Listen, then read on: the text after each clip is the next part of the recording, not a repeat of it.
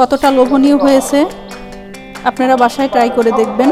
আসসালামু আলাইকুম, hello guys, আপনাদের সামনে আর একটা নতুন ভিডিও নিয়ে উপস্থিত হলাম।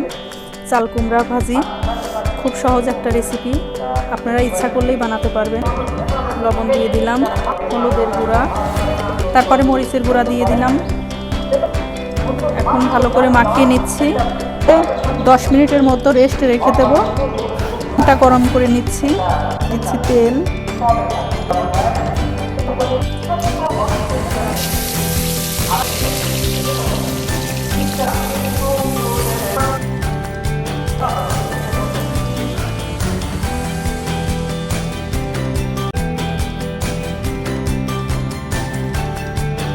কতটা লোভনীয় হয়েছে, আপনারা বাসায় ট্রাই করে দেখবেন, অবশ্যই ভালো লাগবে।